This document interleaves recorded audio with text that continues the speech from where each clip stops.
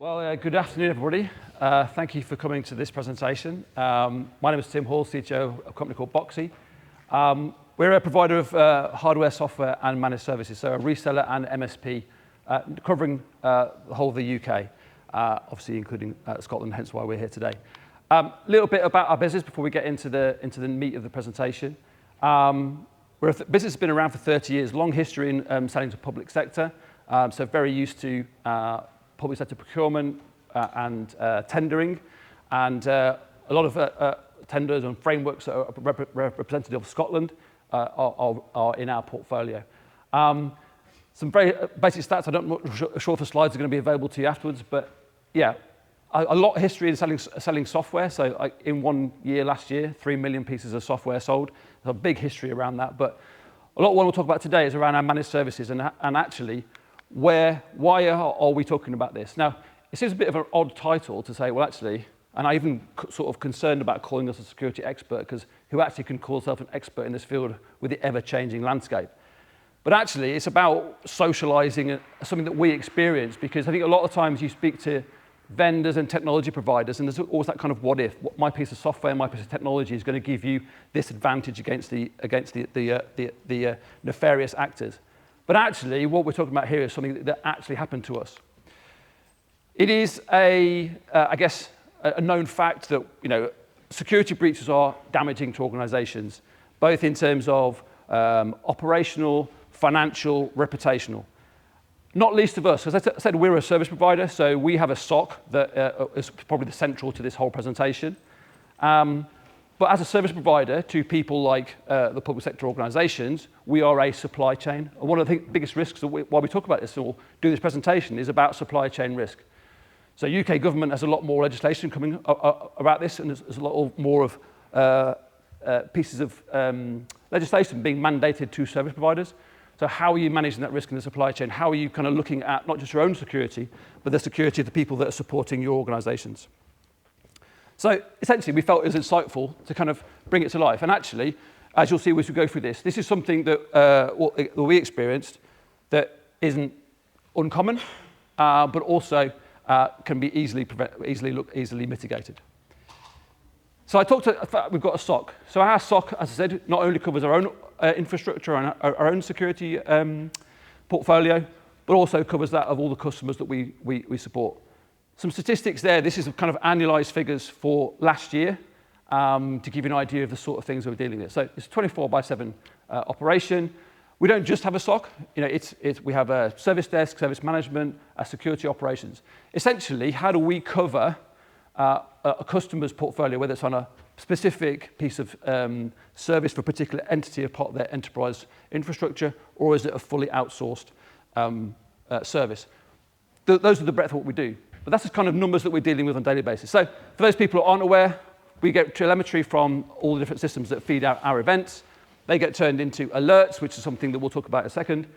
We then turns into an escalation because it's then higher risk, or we've obviously need to do some further action.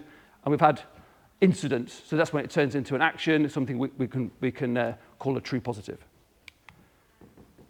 I think it's worth asking the question to start with: have you ever been attacked? Now, I'm not going to ask you whether you've been attacked, because that would be the wrong thing to share in a public audience.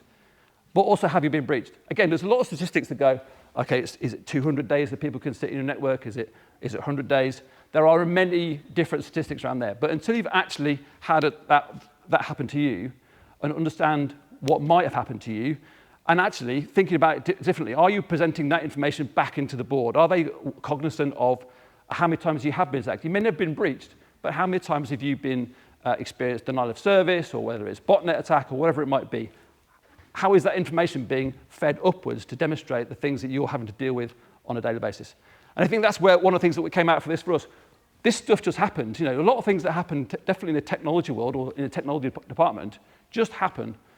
And for us as a service provider to then go, actually, we're replaying back into customer. These are the things that we'll do for a daily basis. And it actually promotes the investment, because they're going, well, actually, rather than just something that just happens and the IT guys or tech guys should just deal with it, we're socializing it and bringing it out. Again, one of the reasons why we do this presentation.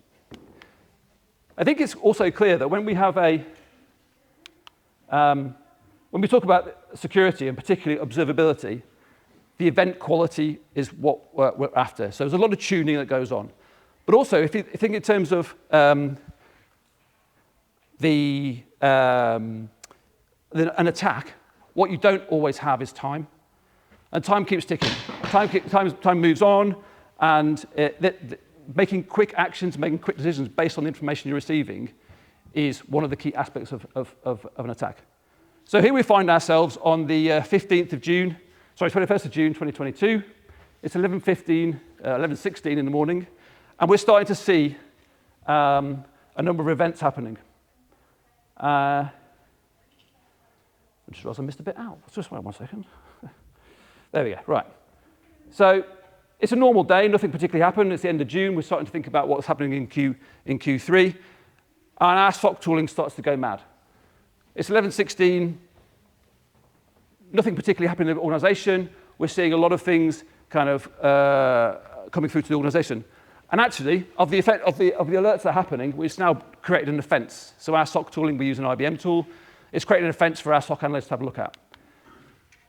And what it's turned into is a botnet attack. We are seeing a botnet attack our organizations, and it's attacking our Office 365 accounts.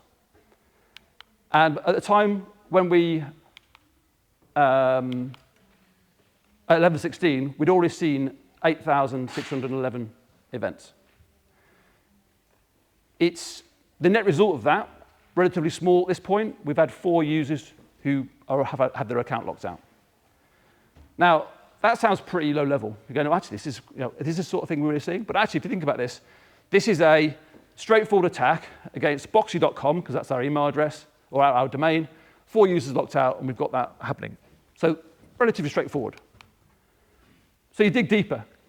So it's coming from over 100 different countries. Some of which you would expect, some of which you would kind of go, yeah, no, I expect that to happen. So places over in China, in Russia, various different places. But it's also coming from a number of more, I guess, relatively unexpected organizations. So places like Bhutan, places like there are lots of places in the US. So essentially, because it's a botnet, this is a load of distributed servers that have been compromised. So at this point, what we're seeing is, I'll give you a quick breakdown of some detail here. 4 accounts locked out. So we're seeing 557 unique IP addresses, mainly coming from Azure and AWS. One of those addresses has been used 12 times, but conversely, 243 addresses have been used twice. So there's a number of addresses that are kind of pummeling out of attacking us, trying to brute force passwords, but it's moving on quickly. And it's moving on at such a pace that actually thinking about geo-blocking or thinking about what we're doing. And this is starting to drive some of the actions that are going to happen as we go through the scenario. So, yeah, so again, just some of the places we're not seeing it from, so Nepal, Taiwan, Poland, Venezuela, so very much around. So impossible to block. So at this point, I guess it's worth saying that because we're a government provider and because of how we look after our technology, we follow NCSE guidelines, the National Cyber Security Centre. So we've got the standard things set up like complex passwords. We've got single sign-on set up. We've got multi-factor authentication set up. We've got an identity product in play. We've got automation about accounts, about how things happen. We've got all those various SaaS platforms and tooling all feeding into the SOC. So the timeline continues, and the SOC are now triaging, investigating the attack, thinking about what's happening, analysing the logs, which is obviously determined what I've just said. We now know it's a botnet attack. We now know where all the different addresses are coming from. So 11:30 comes, so we're about 15 so minutes later. We stand up a war room, major incident gets called. We have major incident managers in our organisation that sit in our service management teams. The war room includes CISO, senior leaders, members of our third line technical team, and of course, SOC leaders. What I want to emphasize here, this is not kind of revolution, but science, but it's also bringing to life what we do for our customers, but also maybe give you some thoughts. We're doing this on Teams. We start a Teams meeting. That Teams meeting runs now until this incident is closed. If I was running that today, all the notes I would do automatically because I'll be running Copilot. But at that point, this is 2 years ago, we're taking notes manually, we're keeping the log of what's going on.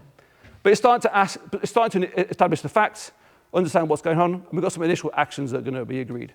Of course, we're going to start changing passwords for those users, but also we can do some more specific things. We actually, as part of this, flipped over. We used to do geo-blocking. Now we do geo-deny. We just allow the countries to which we want you to. So, for example, already as part of this, but as we've reinforced it since then, if our users travel, particularly for business or indeed they want to work from holiday, if that's what they choose to do, you've got to put that on your holiday form because that country will likely be denied. As what's happened here, so we had a couple of users who had authenticated sessions into our SaaS platforms were coming from Turkey. Part of that investigation was actually these are two people. It's recognised, it is correct, but they're on holiday in Turkey, but they've got their work phone with them. So it's about knowing what the users are doing. So it's going to that extra level in terms of process, particularly around things like HR. So it was difficult to block. The source was ever changing, and also we have a lot of again we're a Microsoft 365 user, therefore the number of IP addresses that platform comes from is going to change. It's not a static thing. So we have to work out how we're going to do that. Our exec is formed, and we remain on that call. That call remains open for the rest of the day. So, where do we go from here? 3 o'clock that afternoon, we called an emergency cab.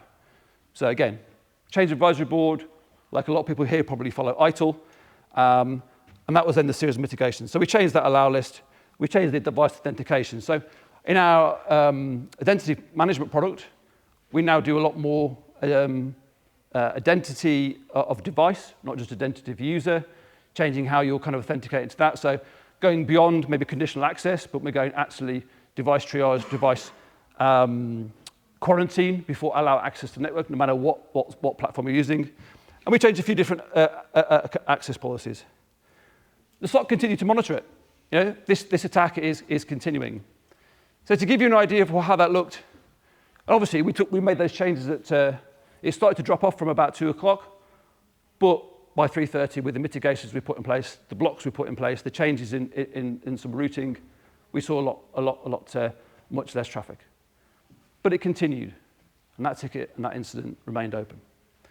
Now, you might go, okay, what is that all that happened? Well, I think the thing that's interesting for me is, yes, okay, we mitigated it. And I've put here, end of the attack. For me, it wasn't stopped. We just mitigated our environment against this threat. Because actually what's really happening here is, because it's a botnet, the botnet's tailed off and gone, there's no success here, I'm moving on. So it's then moved on to another set of 365 accounts, another set of entities that are going on here. So I would say that actually, these are particularly from a botnet, as you probably know, this is not attack is not stopped, it's just moving on to something else. For us, the event was officially closed on the 1st of July. So it's about 10, 11 days afterwards. We want to make sure absolutely we've got no further breaches on this. Accounts are no longer being locked out. Users are educated. As part of that whole process, as we came out of our messaging, probably around the 2:30 mark, we messaged the business. These are the things that are happening. The things that we train you about in your security awareness training are relevant.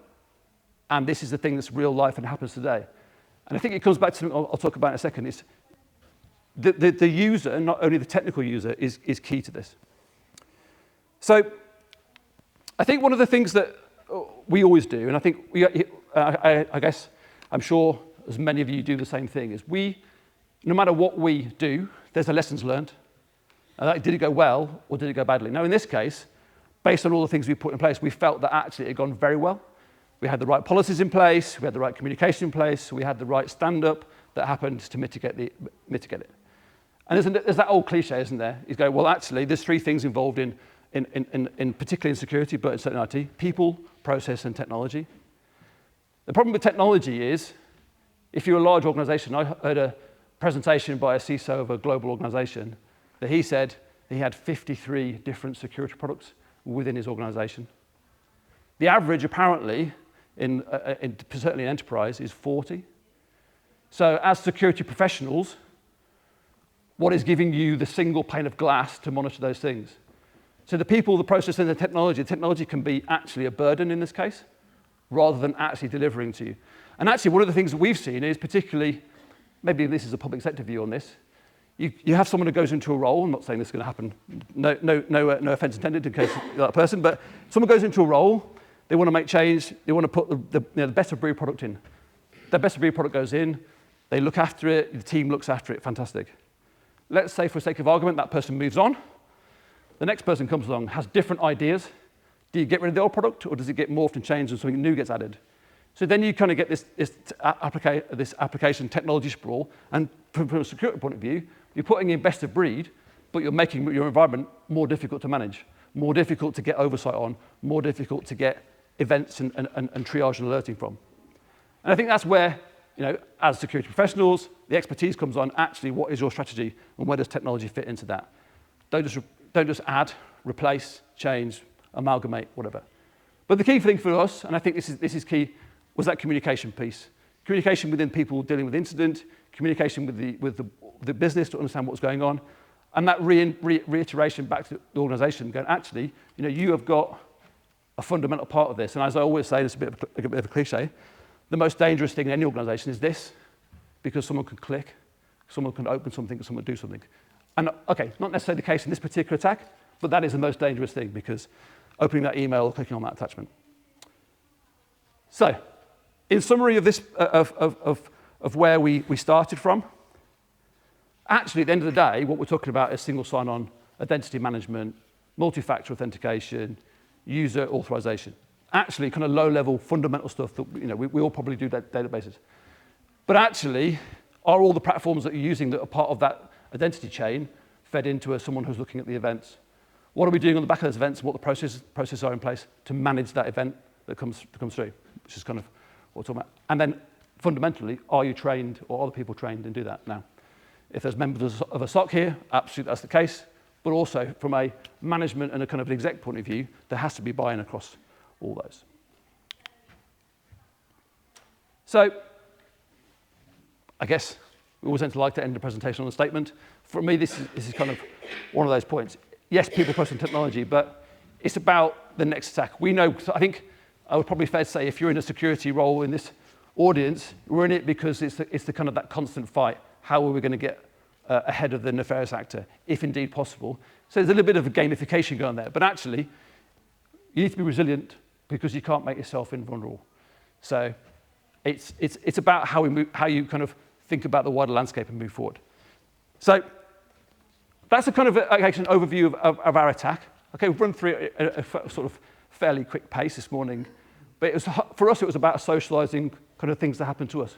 No one is invulnerable, but sometimes we don't talk enough about what actually happens. Now, in our case, just to kind of clarify, in case you haven't already realized, we didn't get breached, absolutely fine. It was stopped at the front door. But that isn't always the case. I've dealt with an incident recently in an organization where software of remote access nature was found on host servers within that organization. And to this day, even had a third party to go and verify it. No one actually knows how they got there. So it's constantly changing, and as you're sure, that's why this event is in place. So today we're doing this event in combination with Cisco, and I'm going to hand over to Steve to do the final part of the presentation. Thank you very much. Thank you. Will I use this microphone? Yeah. Sure. Thank you. Thanks very much.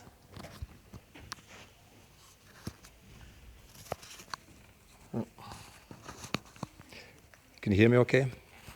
Yeah, good. I think Tim might have oversold that a little bit. My presentation isn't going to be the fun, but I'll try and kind of keep it as bright and breezy as you can make any cybersecurity presentation kind of these days. But as kind of Tim mentioned, our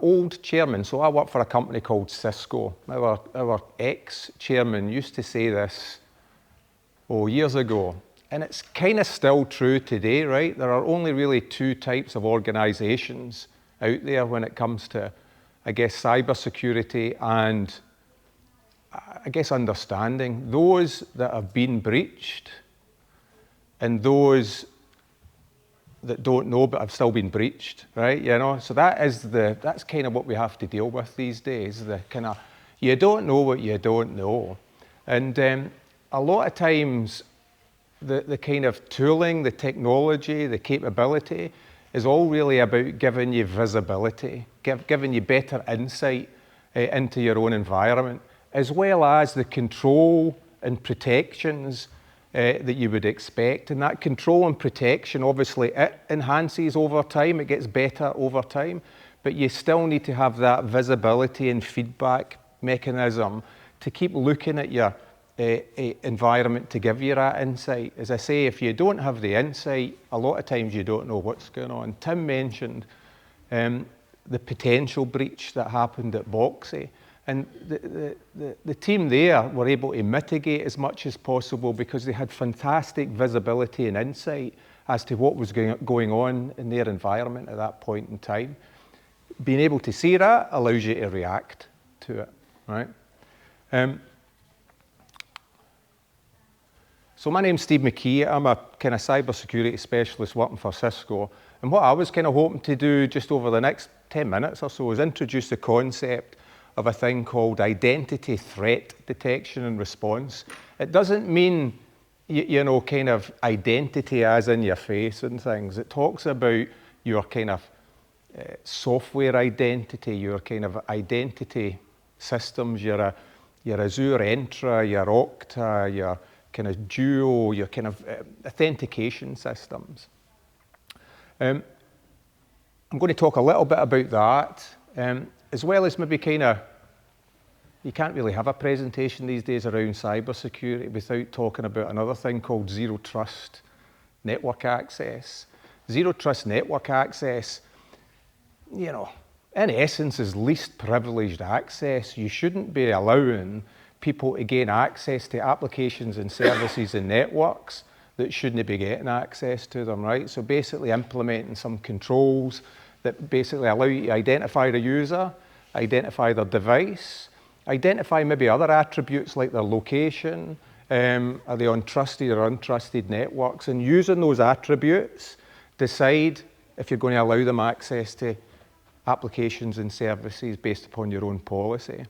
Zero trust access, least privileged access, identity threat detection, and kind of response, they're all part and parcel of the same thing, kind of quite frankly, you know. Protection, visibility, detection, response. Is identity threat detection and response a category that you've heard of before? Yeah, a few nods. I told you it's not going to be a fun presentation, but I'll kind of try my best. So this is the kind of reality, right? You know, in that, why use a big sledgehammer and smash windows and kick doors in and kind of make yourself look super obvious? Pick locks, kind of hack away at something when you've got the keys to the front door, right? And that's kind of what we're saying that a lot of organizations maybe don't quite appreciate at the moment. And if you think about it, that right-hand side where you've got the keys to the front door, literally that could just mean that I've got a kind of an account compromise. I've got somebody's username and password, right? I've got some details that allow me to gain access to something using your existing IDP because I managed to find somebody's username and password kind of somewhere. It's been compromised. The keys to the kind of front door allows me to get in. Basically what we're saying, you know, now what we see is 74% of breaches aren't the guy kicking the door in, smashing windows, making it super obvious a little bit, like maybe the boxxe thing whereby they're absolutely kind of spraying you with authentication attempts. They've already done that, right? They've already got authentication mechanisms and they're using that to gain access to the front door. Is that something that kind of resonates a little bit? You know, you kind of keep hearing it all the time about passwords being compromised. You know, in a dark web somewhere, there's a big list of usernames and passwords and things. Yeah, absolutely. So how do you mitigate against that? How do you kind of protect against that a little bit? And hopefully I'm going to kind of give you an appreciation, I guess, of some tooling that allows you to do that. But I would argue this is the kind of current environment for a lot of organisations. Don't get me wrong, there are organisations that would follow best practice and have got great kind of visibility and control, still vulnerable to a certain extent. But you know, if you think about this kind of limited visibility piece, this is still the thing that gives me the heebie-jeebies, to use a good kind of coin a phrase. A lot of organisations don't monitor and look at what's going on in their environment, because that visibility piece can be the little nugget, the little kind of piece of information that you would use to help you identify potential breach attempts or password spraying attempts or whatever. So boxxe, to a certain extent, I think it's fair to say, Tim, had fantastic visibility, whereas a lot of organisations these days have limited kind of visibility. The kind of frail protection piece, that point in the middle, is just really kind of common sense hygiene around authentication. Like for example, you know, who here is using multi-factor authentication these days? Most folk, right? Is that everywhere? Is that on every account? Is that in everything? How do you know, right? How do you know that you've implemented and used MFA in every single IDP service that you've got out there? Every single piece of authentication, every user account has it switched on and it's getting used appropriately. How do you know? It's almost like that feedback mechanism into visibility again, right? Enforce and double check. And then that last pillar around course enforcement, in terms of MFA, I think most folk kind of nodded and said, yeah, we've got kind of MFA and it's kind of implemented. But is that it? Is that your kind of protection mechanism? Do you do things like, posture the device? Are you happy with? So when the person is MFAing at that point in time, are you checking that the device is a well-managed device, belongs to the company, and it's maybe in a location that you feel comfortable with, or the behaviour of it looks suitable before you gain access kind of to it? And arguably, again, a lot of organisations don't use the finer kind of posture checking capability that would be, do you know what? I'm using MFA, so I'm happy about the person, as happy as you can be, but I'm maybe not happy about the device. I'm maybe not happy about the location. I'm maybe not happy about certain attributes that you can still use to give you that kind of form of continuous trusted access. So if you imagine just thinking about that limited visibility, frail protection and course enforcement, if you come up with some kind of answers to each of those, it's going to give you a fighting chance to be able to protect you, right? And don't get me wrong, it is a little bit like whack-a-mole. It's going to be one of those things that you're going to continually have to evaluate. But if you just keep asking yourself that question, what visibility have I got? What protection have I got? What of enforcement have I got?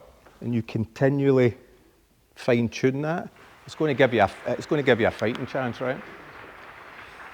So it wouldn't be a Cisco presentation without mentioning a product, right? So there's a Cisco solution called Duo, Cisco Duo. Anybody heard of Duo? A few people. I've got the Duo T-shirt on today. I'm representing, my colleagues in the Duo kind of team. So Duo is a product, a lot of times is kind of well known as being this fantastic MFA, multi-factor authentication kind of solution. The reality is that that's just the kind of thin end of the wedge, right? We purchased Duo so many kind of years back, not necessarily because of its fantastic MFA capability, it was everything that was behind that. All of that stuff that I kind of mentioned before about giving you visibility, enforcement, fine grain kind of enforcement, to the point where MFA is almost like, you get that anyway, kind of type of thing. And the reason you get it anyway is because multi-factor authentication, that point in time, is a great point in time to do posture kind of checking. So if you implement things like Tim mentioned, single sign-on, that first place that you go to authenticate. I can check who you are, I can check the device that you're on, I can check all of these attributes, and then I continually verify that as you go about your day, as you maybe kind of log on to another system or move about, maybe even close the laptop lid and move away from the corporate network into the coffee shop down the stairs. I can use that information, I can fingerprint that Wi-Fi network and make a decision that says, do you know what, I'm now on a network that I've never seen before, I maybe don't quite kind of trust it. I might just pop a dialog box again and ask for another authentication attempt, things like that. But going back to the point I was mentioning about the kind of three kind of main pillars, what you kind of really want to be ensuring that you do is, you know, a lot of organizations will think, it's okay, I've got that Azure AD or Entra kind of identity provider. I'll just make sure I'll keep all my eyes on it and make sure it's all kind of looked after. The reality is we've got multiple identity providers these days. You know, Okta, AWS has their own. Some other SaaS providers have their own. So what you tend to find is that you end up with multiple identities, that wasn't me, identity sources, and those identity sources are all potential vectors of breach. So again, you've got to think about having these multiple identity providers being monitored kind of closely, and particularly for behavior. Hang on a second, you know, that new hire that came on board last week has just been promoted with full admin kind of rights. Would that be normal behavior? Maybe you'd want to know about that. You'd want a little bit of a flag popping up to say, that sounds a bit odd. You know, that new hire, the intern that came on board last week now has full admin rights across a lot of critical kind of systems. The identity, so in other words, looking at across all of the different identity providers that you might have, gives you that kind of visibility. The detection is all about looking for behaviors, things that don't look right. For example, Tim mentioned that kind of authentication spraying attempt. You know, you would want to know about that, and you would want to know about that kind of quickly. The hygiene of protection, MFA, posture checking, detecting, just making sure the person is who you think it is, using devices that you're quite happy with, and maybe the other attributes that I mentioned, like location and various kind of different networks. And then super, super important is the response kind of piece, because things will happen, right? Things will definitely happen. What do you do in the event that you do get these kind of alerts, that you do get these things that you need to respond to? Having tools and mechanisms that allows you to do that, either in an automated way or a way that allows you to do it super, super quickly. Tim, I think if I picked up your own presentation, you were able to mitigate reasonably quickly within hours, and then being able to dampen down a lot of those attempts. It might not surprise you to hear that, particularly with I guess, kind of low and slow breach attempts, that the average is around about 200 and something days that people have been about your network, lurking about and having a wee look. And that kind of mean time to detection of 200 days is nonsense. It's madness. You know, we should be able to detect and respond in kind of, I'm going to say minutes, right, but at least hours. God forbid days, but that's it, you know. So we shouldn't be having to go back 200 days to kind of realise that we've kind of breached. So that mean time to detection, mean time to response should be as small as possible. So as part of identity detection and response, that allows you to do that really quickly. That rolls up into a much bigger response mechanism called extended detection and response, whereby you're also monitoring network traffic, maybe some of the email attributes, maybe some things that's happening on the endpoints. You're getting some telemetry from maybe endpoint detection kind of software. So if you think about it now, I'm getting good insight and visibility from endpoints, maybe email, maybe network, but also identity. I'm now giving myself a fighting chance to be able to kind of react really quickly, and then also, you know, mitigate it kind of really quickly.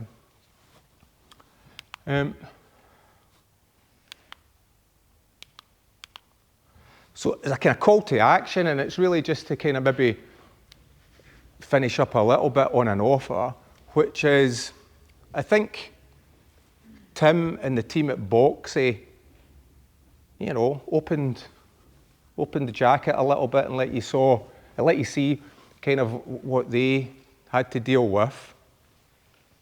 And I think also how they were able to respond kind of really quickly and deal with that authentication spray attack is that, you know,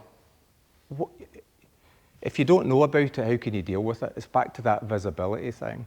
So as an offer, what there is an assessment that the team at boxxe can run using kind of some Cisco tooling, but they will be able to provide you basically a kind of report on whatever identity providers, multiple identity providers that you may have, any kind of assurance or compliance issues against best practice that you might have, even benchmarking you against some of the cybersecurity frameworks and kind of so on.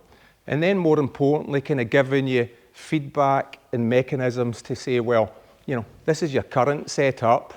This is how we'd expect it to be set up given best practice. There's the gap analysis.